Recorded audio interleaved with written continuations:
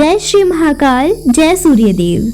आप सभी का स्वागत है हमारे YouTube चैनल महाकाल कन्या पर। आज हम श्रवण करने जा रहे हैं पौष मास की रविवार की कथा। पौष मास का पवित्र रविवार, एक ऐसा दिन जब स्वयं सूर्यदेव अपनी कृपा की किरणें धरती पर सबसे अधिक बरसाते हैं। यह वह दिव्य कथा है जिसे सुनने मात्र से ही जीवन के अंधकार दूर होते हैं, घर में सुख समृद्धि आती है और दुखों का अंत होता है।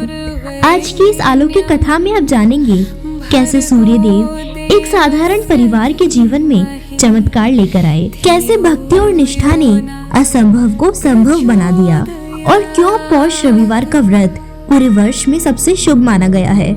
तो आइए मन को शांत कीजिए, भक्ति की ज्योति जलाइए और शुरू करते हैं पौष रविवार की महिमा से भरपूर यह अद्भुत पौराणिक कथा। एक साहूकार था, उसके बच्चा नहीं था। एक दिन सवेरे वो बाहर गया, देखा एक किसान खेत में दाना डालने जा रहा था। साहूकार मिलते ही वो वापस लौट गया और बोलता गया, आज तो शगुन अच्छा नहीं हुआ। साहूकार ने सुना, उसका मुंह उतर गया। उसकी पत्नी ने पूछा, आज क्या बात है?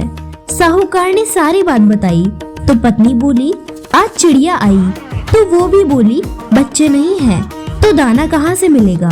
कहकर उड़ गई। साहूकार को क्रोध आया। उसी दिन से वो सूरज भगवान की आराधना करने लगा। 12 वर्ष बीते। राणादे जी ने सूरज भगवान से कहा, भक्त की पुकार आपने नहीं सुनी तो कोई नहीं मानेगा। तो भगवान को दया आई, प्रकट हुए और बोले, साहूकार तेरे नसीब में बच्चा नहीं है, पर मेरे आशीर्वाद से तुझे एक कन्या होगी। वो हंसेगी तो हीरे मोती बिखरेंगे।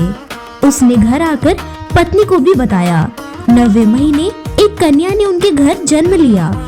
नायन नहलाने आती, वो हंसती मुस्कुराती तो हीरे मोती गिरते। उनको वो नायन लेके चली जाती। 1.25 महीना बीता। साहूकार की पत्नी नायन से बोली, अब मैं नहला दूंगी। वो नहलाने लगी। बच्ची हंसी तो हीरे गिरे, मुल्के तो मोती गिरे। अब वो समझ गई कि नायन ने तो खूब हीरे मोती इकट्ठे कर लिए। लड़की बड़ी हुई तो माँ बाप ने सोचा, घर में तो धन बहुत है, घर जमाई रख लेते हैं। एक गरीब लड़का ढूंढा, उससे लड़की का ब्याह करा दिया। माँ दिन उगते ही बेटी को उठाने जाती और उसका मुंह देखती तो लड़की का पति बोला, अपने बीच सुबह सुबह माँ का क्या काम? तो लड़की बोली, माँ का नियम है कि सुबह होते ही वो मेरा मुंह देखती है। दूसरे दिन वो सुबह उठा और उसका मुंह देखा तो उसके मुंह में से हीरे मोती बिखरे। वो समझ गया कि इसीलिए सासू इसका मुंह पहले ही देख लेती है। थोड़ी देर बाद लड़की की माँ आई तो हीरे मोती नहीं मिले। माँ समझ गई कि जमाई को पता चल गया है। माँ के मन में कपट आया। उसने एक आदमी को जमाई को जान से खत्म करने को भेज दिया। आदमी ने जमाई को मार दिया और उसका सिर सासू को लाके दे दिया। राणादे सूरज भगवान ने देखा कि हमारी दी हुई कन्या का पति मार दिया गया है। राणादे सूरज भगवान मानव रूप धरकर भिक्षा मांगने गए और उस कन्या के पति का सिर ले आए। अंग जोड़कर अमृत का छींटा दिया।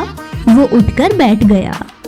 घर आया तो बेटी ने पूछा, पौष रविवार का मेरा नियम है, दिन अस्त हुए बाद खाना नहीं खाने का, फिर आप इतनी देर से क्यों आए हो?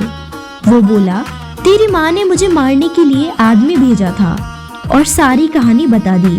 बेटी बोली, हम अब यहाँ पर नहीं रहेंगे। जो माँ मेरी सुहाग छीन लेवे वो क्या काम की।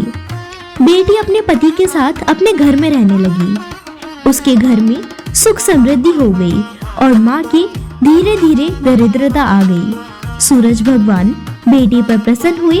वैसे सब पर रहना, खूंटी की खरी अधूरी की पूरी। जय सूर्यदेव। इस कथा से हमें एक ही सीख मिलती है, जहाँ भक्ति सच्ची हो वहाँ संकट टिक नहीं सकता।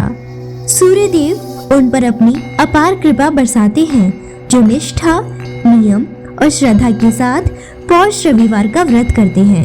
यदि आप भी जीवन में प्रकाश, समृद्धि और स्वास्थ्य चाहते हैं तो इस व्रत और कथा को मन लगाकर जरूर करें। सूर्य देव आपके जीवन से हर अंधकार दूर करेंगे और आपके घर को खुशियों से भर दे, यही प्रार्थना है।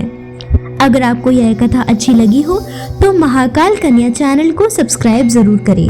आपका एक छोटा सा सब्सक्राइब हमारे लिए आशीर्वाद जैसा है और आपको मिलते रहेंगे ऐसी ही दिव्य कथाएं, व्रत महिमा और आध्यात्मिक ज्ञान प्रतिदिन। सब्सक्राइब दबाइए और सूर्य देव की कृपा सदा अपने जीवन में बनाए रखिए। जय श्री महाकाल।